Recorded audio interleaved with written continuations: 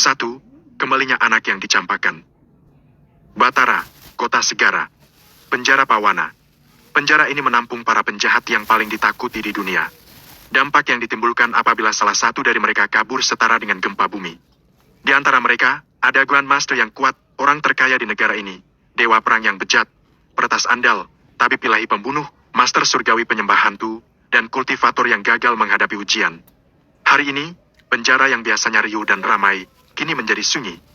Di bawah teriknya matahari, satu persatu penjahat yang paling ditakuti di dunia datang ke alun-alun dan menyaksikan kepergian dari seorang pemuda. Orang ini bernama Dirga Danuwarta. Dia telah mendekam di dalam penjara selama 5 tahun. Hari ini adalah hari pembebasannya.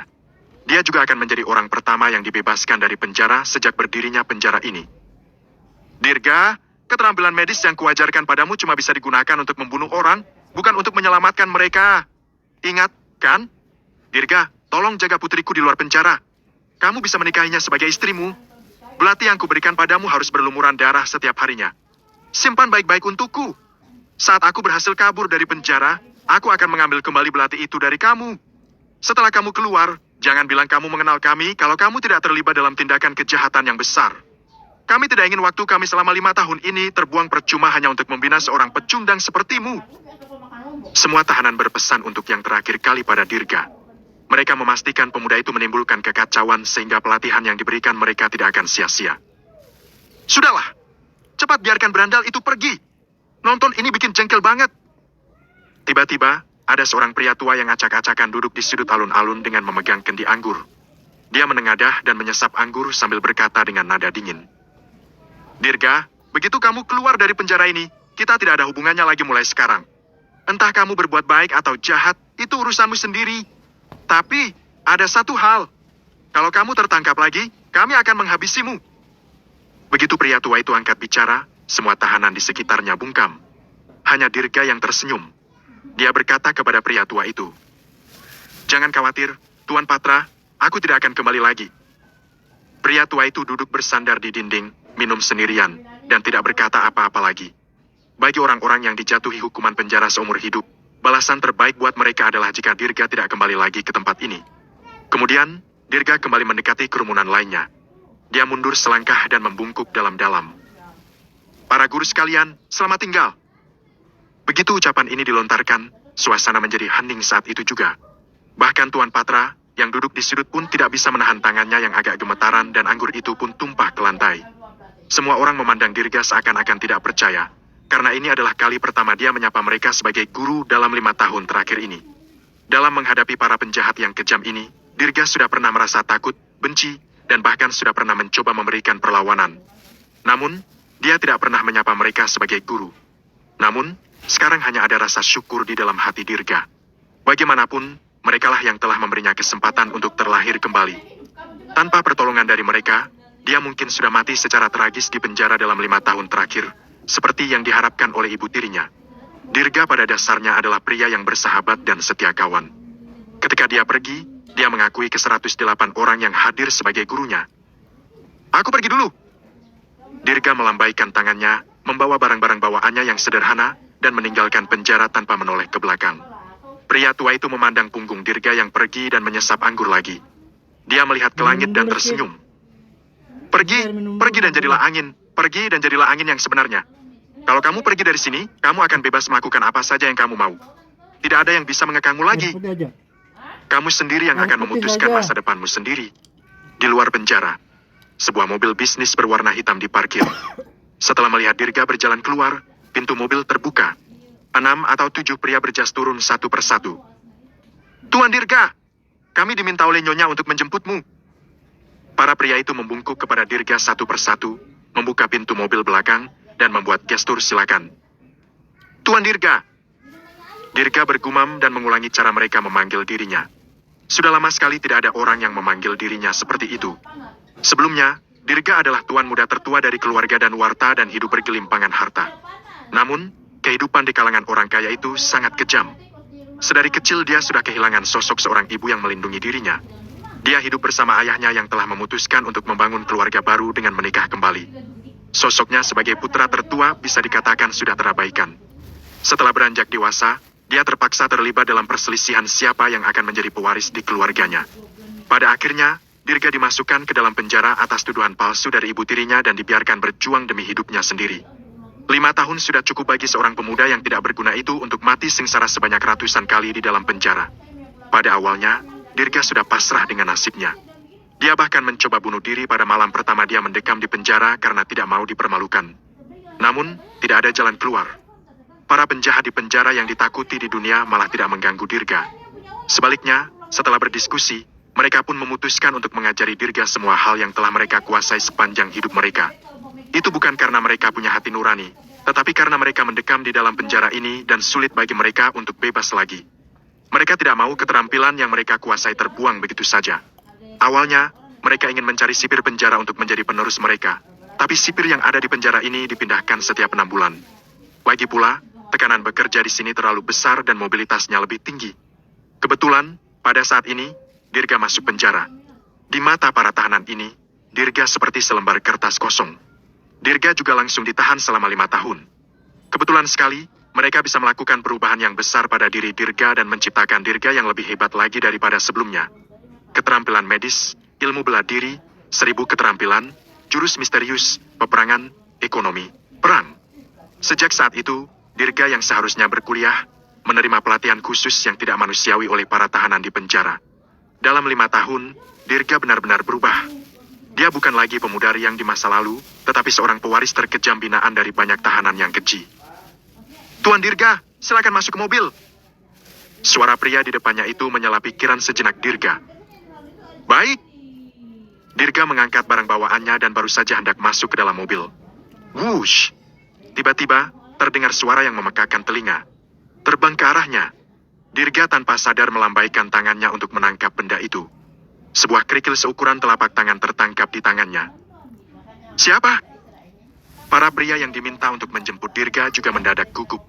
Mereka lantas berpencar dan langsung bersikap siaga. Dirga mengikuti arah batu itu dilempar dan menoleh untuk melihat. Kendaraan off-road terparkir tidak jauh dari sana dan 2 sosok yang anggun berdiri di depannya. Salah satu dari mereka melihat batu itu gagal mengenai Dirga. Dia mengeluarkan pistol dan bergegas ke arah Dirga. Dirga! Dasar pembunuh! Kenapa kamu masih bisa keluar hidup-hidup? Bajingan, aku akan membunuhmu. Bab 2, Malaikat Pembalasan. Itu dia? Mila Rengganis. Raut wajah Dirga menegang ketika melihat orang yang menghampirinya. Dia kembali mengingat kejadian yang terjadi pada 5 tahun yang lalu. Sebuah kecelakaan mobil yang tragis telah menyebabkan 1 kematian dan 7 orang luka-luka. Namun, Dirga dijebak dan malah menjadi pelaku. Dirga sendiri tidak ingat dengan apa yang telah terjadi, karena pada saat kejadian itu dia sedang mabuk berat. Baru setelah itu, Dirga baru ingat putri dari orang yang meninggal berteriak pada dirinya sendiri dengan tatapan mata yang mematikan. Kembalikan ibuku! Aku akan membunuhmu! Itu sama seperti orang-orang yang ada di depan mereka. Gadis kecil yang seumuran dengan dirinya juga sudah tumbuh menjadi seorang gadis yang anggun. Kekanak-kanakan dan kepolosan saat itu telah memudar, menjadi agak lebih tegap dan gagah, tetapi masih terlihat cantik. Dia mengenakan seragam militer, tidak kalah dari seorang pria. Ibarat malaikat pembalas dendam, dia maju ke depan selangkah demi selangkah sambil memegang pistol tipe ke-92. Bos, jangan impulsif! Ajudan wanita yang berada di sampingnya buru-buru menyusul dan mengulurkan tangan untuk menahan lengan Mila. Gak ada gunanya meladeni orang seperti dia. Sekelompok orang yang dikirim oleh keluarga dan warta juga tercengang setelah melihat Mila. Mila Rengganis, Komandan Garda Kota Segara berpangkat perwira tingkat 3. Komandan termuda dan satu-satunya komandan wanita di Garda Kota Segara yang pernah ada. Aku dengar, setelah kejadian saat itu, dia diadopsi menjadi putri angkat oleh Dewa Perang di Mandala. Dia diberkati karena bisa sampai ke posisi dia yang sekarang. Dari diskusi kerumunan orang yang menyaksikan kejadian ini, Dirga mengetahui jika putri korban telah terjun ke dunia militer. Sekarang, dia memegang komando atas seluruh Garda Kota Segara dan mengamankan 1 wilayah Segara. Wanita tidak kalah hebat daripada pria. Kecelakaan mobil itu telah mengubah garis kehidupan begitu banyak orang. Kenapa? Pembunuh sepertimu bisa memulai kembali setelah hanya 5 tahun di penjara? Tapi, ibuku tidak akan pernah hidup lagi. Kenapa selalu orang baik yang tersakiti dan orang jahat sepertimu selalu bisa bebas berkeliaran? Kenapa? Mila meneriaki Dirga dengan marah. Rahangnya terbuka lebar, dan tangannya yang memegang pistol gemetaran karena kesal. Dirga yang ikut menjadi korban, juga sangat ingin mengetahui jawabannya. Jangan khawatir, keadilan tidak akan tinggal diam. Dirga memberitahunya. Kalau tidak, aku akan menebusnya. Kata-kata Dirga sangat meyakinkan. Karena sejak dia dibebaskan dari penjara, dia sudah siap untuk bertarung. Mata ganti mata, gigi ganti gigi. Apa orang tidak berguna sepertimu pantas berbicara tentang keadilan? Setelah mendengarkan kata-kata Dirga, Mila menjadi makin kesal. Dia menganggap semua ini sebagai provokasi dari Dirga. Jangan pikir kamu bebas hanya karena kamu keluar dari penjara. Aku bergabung dengan Garda Kota Segara karena aku ingin membunuh semua orang jahat sepertimu. Lihat saja nanti. Aku akan mengawasimu 24 jam sehari. Aku akan menangkapmu kembali kapan saja. Di tengah umpatan dan makian Mila, Dirga naik mobil dan pergi. Hei, benar-benar bahaya. Barusan, kukira Komandan Mila benar-benar akan menembak dan membalaskan dendam ibunya. Pria yang mengemudikan mobil berkata dengan agak sombong. Dirga tidak menjawab dan memejamkan matanya untuk tidur siang. Pada saat yang sama, dia perlahan membuka kepalan tangannya. Batu yang baru saja dilemparkan oleh Mila telah berubah menjadi debu dan melayang ke segala arah. Tak lama kemudian, setelah berguncang beberapa kali, mobil itu pun tiba di daerah pegunungan yang sepi. Tuan Dirga, turunlah! Begitu pintu mobil terbuka, sekelompok pria itu memimpin dan keluar dari mobil, lalu menunggu di luar. Cepat banget sudah sampai? Dirga perlahan membuka matanya. Haha, kamu masih ingin pulang? Pria yang memimpin mencibir. Seorang tahanan yang telah masuk penjara selama 5 tahun sepertimu masih berani untuk kembali. Saat dia berbicara, pria itu melemparkan paspor dan kartu ban ke dalam mobil. Ini perintah dari Nyonya. Ambil uang ini dan pergilah ke luar negeri. Jangan pernah kembali. Dirga tidak menjawab dan bertanya. Bagaimana kalau aku tidak pergi? Haha. Semua orang yang ada di luar tertawa. Kalau begitu, kami akan langsung membunuhmu di sini. Setelah bertahun-tahun berlalu, wanita itu masih ingin membunuhku. Dirga membungkuk dan berjalan turun dari mobil juga. Di kehidupanmu yang selanjutnya, lahir kembali dan temukan keluarga biasa. Sekelompok preman mencabut tongkat mereka satu demi satu. Apa kamu akan melompat ke bawah sendiri atau membiarkan kami untuk melakukannya? Haha. Dirga berdiri di dekat tebing dan memandang kelompok itu dengan mata dingin. Benar-benar sekelompok anak buah yang loyal. Berapa banyak uang yang diberikan wanita itu pada kalian sampai membuat kalian bekerja begitu keras? Nyonya sangat baik kepada kami. Kami bersedia melakukan apa saja untuknya. Kelompok orang ini awalnya adalah penjahat. Alina yang memberi mereka identitas legal. Mereka juga bersedia bekerja untuk tuan mereka. Lagi pula, kamu akan segera mati. Jadi, aku akan memberitahumu satu rahasia lagi agar kamu gak menjadi hantu yang penasaran. Kecelakaan mobil 5 tahun lalu juga direncanakan oleh kami, lalu kami menjebakmu. Haha, bagaimana? Apa kamu merasa terkejut dan gak menduga akan seperti ini? Konyol sekali, orang yang membunuh ibunya berada tepat di depan gadis kecil itu. Dia bahkan tidak melihatnya. Aku yang menyetir dan membunuh ibunya saat itu. Haha. Sekelompok orang itu tertawa dengan bangga. Mereka ingin menikmati ekspresi dari Dirga yang merasa tidak berdaya dan geram setelah mengetahui kebenarannya. Kalau kalian gak memberitahuku, aku akan mencari tahu apa yang terjadi saat itu. Dirga tampak seperti biasa dan tenang. Tapi, karena kalian sudah mengaku sendiri sekarang, aku juga tidak perlu bersikap sopan lagi. Dihadapkan dengan sekelompok orang yang mendesaknya sedikit demi sedikit, Dirga perlahan mengeluarkan belati kuno. Guru ke-9 pernah bilang bahwa belati miliknya ini harus berlumuran darah setiap hari atau belati ini akan berkarat. Kata Dirga dan belati di tangannya telah ditarik keluar. Hari ini, kalian yang akan menjadi korban pertama. Dirga sudah terlihat menyerang sebelum dia menyelesaikan ucapannya. Satu persatu dari sekelompok preman itu berjatuhan sambil memegangi kerongkongan mereka. Mereka bahkan langsung mati begitu saja tanpa sempat bereaksi dan tidak tahu apa yang telah terjadi barusan. Setelah dengan mudah membereskan orang-orang ini, Dirga memasukkan tubuh mereka ke dalam mobil, membawa tubuh mereka, dan menendang mereka dari tebing. Kemudian, dia berbalik dengan luwes dan turun gunung. Tak lama kemudian, sebuah kendaraan militer off-road juga melintasi pegunungan dan tiba di lokasi kejadian. Itu mobil yang baru saja menjemput Dirga. Orang-orang di dalamnya sudah mati semua. Ajudan itu membuka pintu mobil dan menghitung mayat yang ada di dalamnya. Sangat mengejutkan. Keterampilan yang sangat kuat terbunuh dalam satu serangan. Mila melihat sekilas, hanya bisa merasa diam-diam ketakutan. Aku penasaran sejak kapan ada orang kuat yang misterius di sekitar kota Segara. Apakah orang itu sedang membalaskan dendam untuknya? Sayangnya, tidak ada mayat Dirga di sini dan dia melarikan diri.